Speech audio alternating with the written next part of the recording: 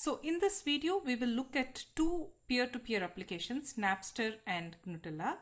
Well, these are outdated, but nonetheless, it's useful to understand them so that we know what works and what doesn't work in peer-to-peer systems. The idea behind Napster is very simple.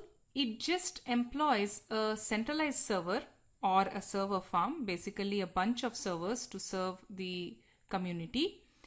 And this server maintains which node has which files. So it's as simple as that. So when you're joining, because there is a central server, a client is going to contact this particular central server. And to this server, you're going to report what are all the available files that you're willing to share. So this is the publish aspect of it. So in response to this, what do you think this central server should maintain when these clients contact it? So as I mentioned, the server needs to maintain node to file mapping. So this is what it maintains. It maintains the file name, information about the file like keywords, IP address of the client where this file is, as well as the port number on which this particular app is running, so that others can contact this particular client with IP address this and port number this to retrieve this particular file. So do you think the server should store the file as well?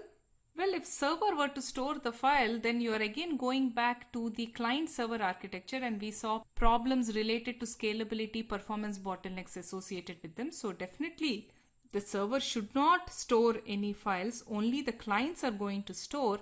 All the server is doing is putting you in contact with the right person. Given this, I think you can figure out how search happens.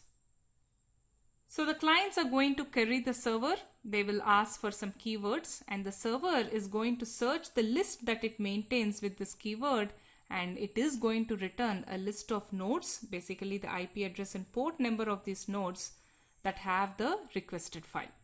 That way, the client that wants a file is now going to get a list of other nodes or other peers that have the file that it wants. It can get the file from one of these nodes. The question is, which one of these nodes in the list should it contact?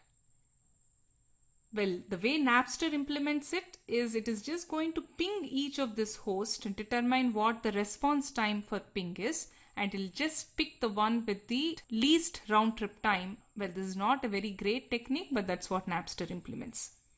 So the same thing is captured in this figure. So this is the central server. Lot of clients are connected to it. Specific to this client, when it is joining, it is going to contact the server. It will tell what all files it is ready to share, and it will also contact the server if it wants any specific file via the search.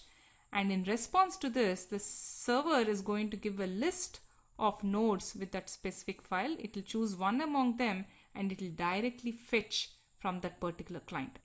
As you can see, join, publish, search happens between a peer and the central server, whereas the fetch happens directly between the peers. So what do you think are the advantages of this particular architecture? Well, it's a very simple design. Search is very fast because you're just contacting one central server which has the entire list. And that particular server has a global network view, which means it's more stable. And what do you think are the disadvantages of this approach?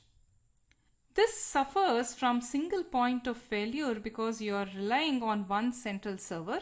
So that's a big problem.